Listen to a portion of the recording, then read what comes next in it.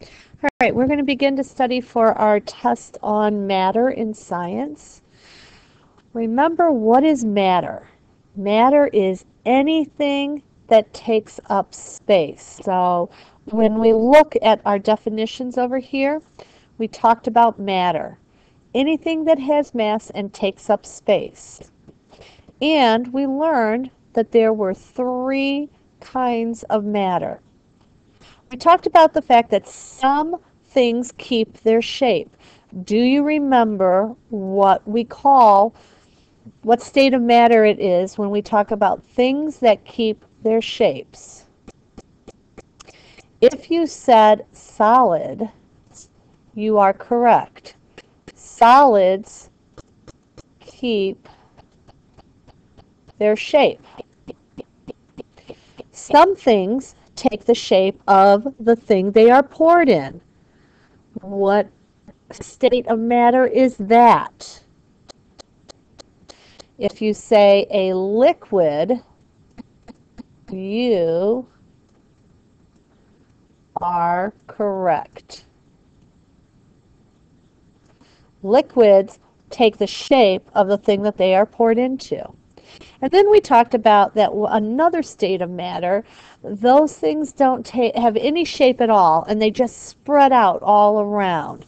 And that state of matter is referred to as can you guess? If you say gas, you are correct.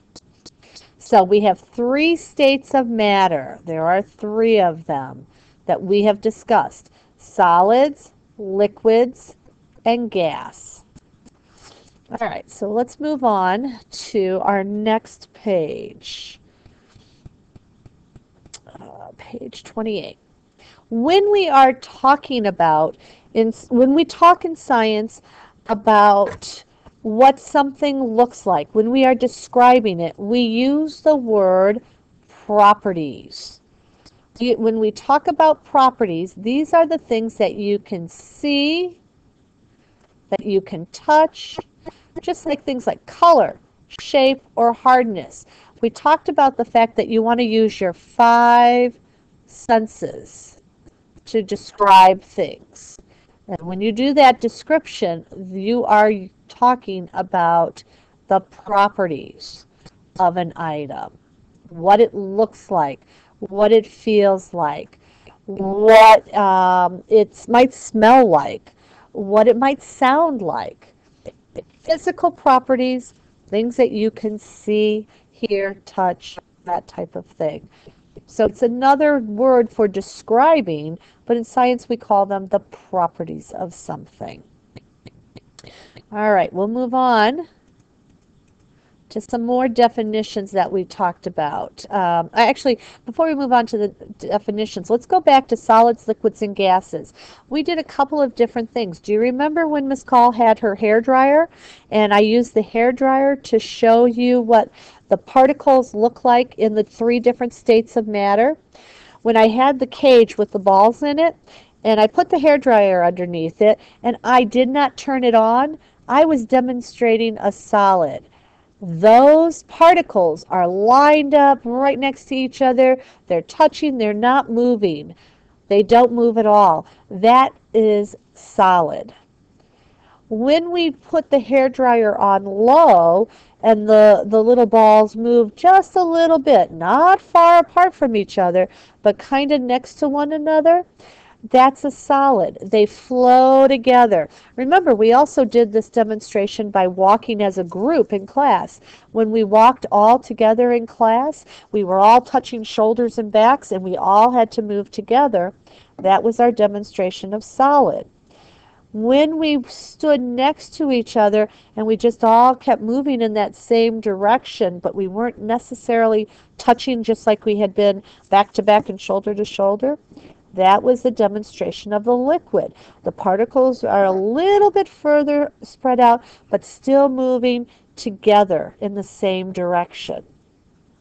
Then, gas particles. I turned that hairdryer on full speed, and remember what those balls did? They went everywhere, up and down and bouncing off the sides of the cage. And when we demonstrated moving around the room as gas, we all just went our separate ways. Some went to the front of the room, to the side of the room, to the back of the room.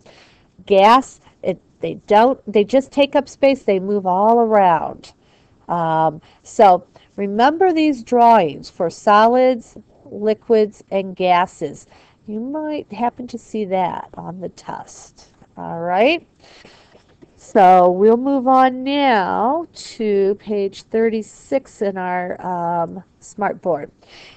Remember I had you draw this picture, what you saw with the hairdryer? Solids all had to be next to one another. Liquids were kind of close to one another, but not necessarily touching. And then when we drew the gas, let me pull this down a little bit. When we drew the gas picture, they were all over the place, spread out in different directions. Okay, so we talked about solids, liquids, and gases. Those are three states of matter. And then we have been recently talking about how can we change states of matter? Can we change from a solid to a liquid? Can we change from a liquid to a gas?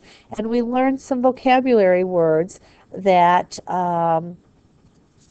describe just these things. So what I want us to do is to take a look at these pictures. You've seen these pictures in class. The first picture is condensation. Remember we talked about in the morning, how does that grass get wet? How do those little water droplets appear on the leaves in the morning? We talked about boiling, melting. There's the candle wax melting.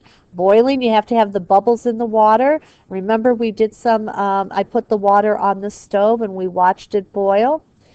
Energy, we talked about what was energy. Freezing. Here's a picture of a frozen car and a bench, and evaporation was the other vocabulary word that we discussed. And this, you can see the steam rising up off the lake. And there's the mountains in the background.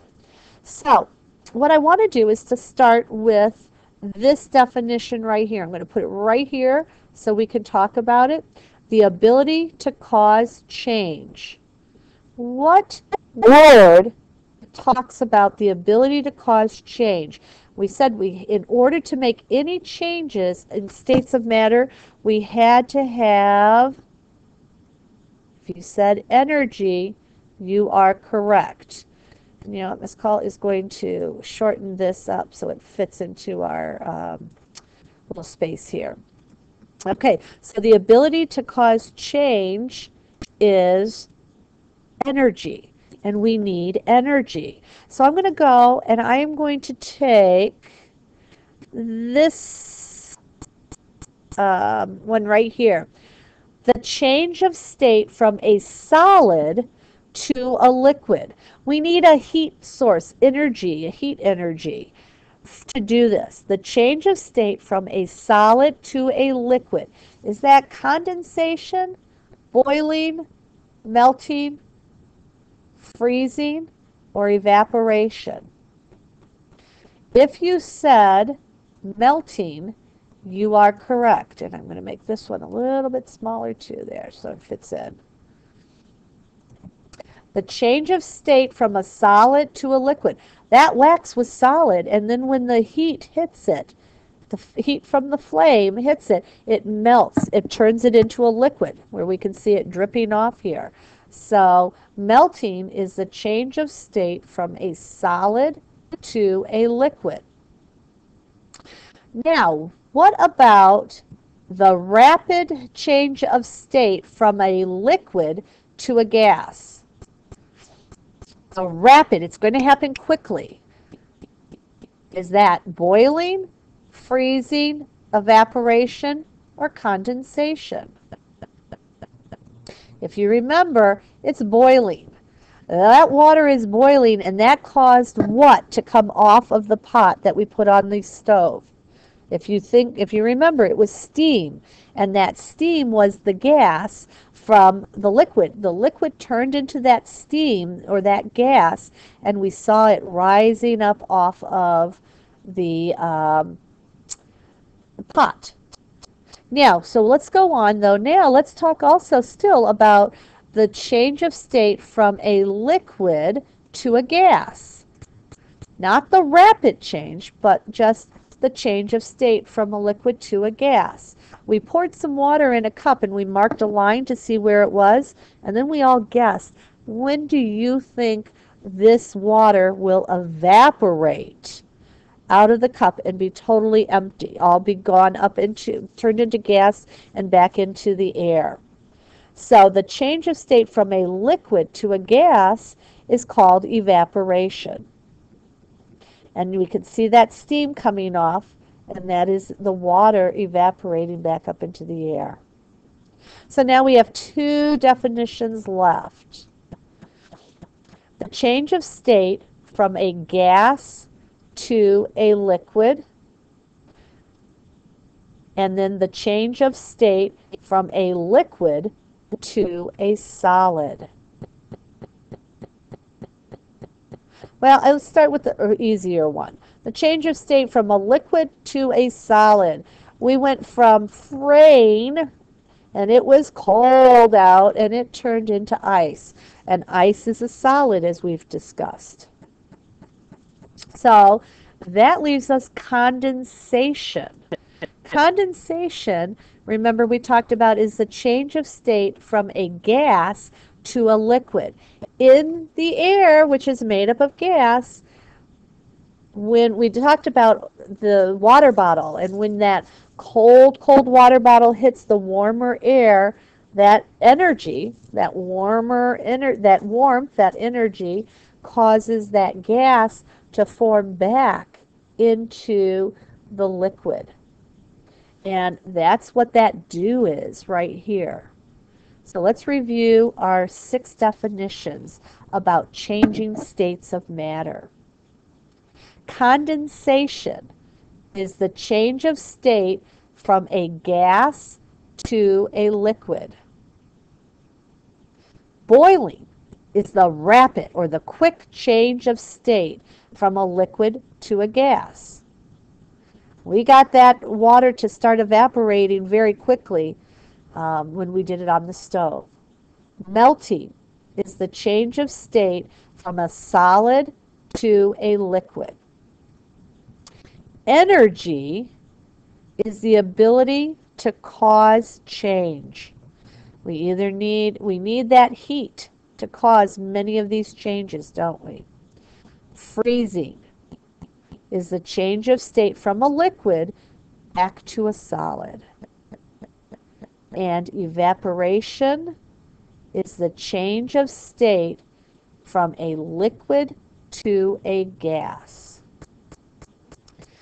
So let's go back to one last thing I want to talk about.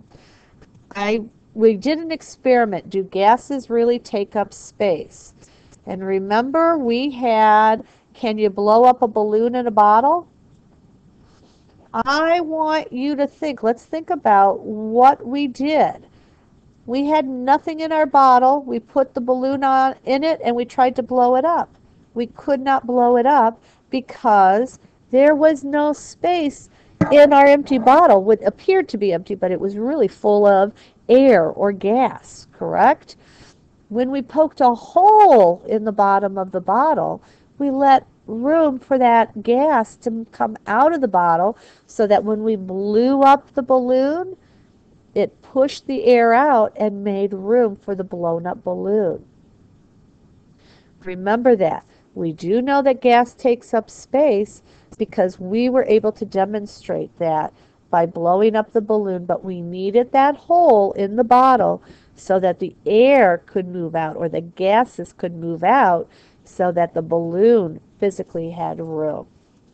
All right, you will be taking a test in a couple of days on this subject, so make sure you listen to this several times so you're ready for the test. Good luck.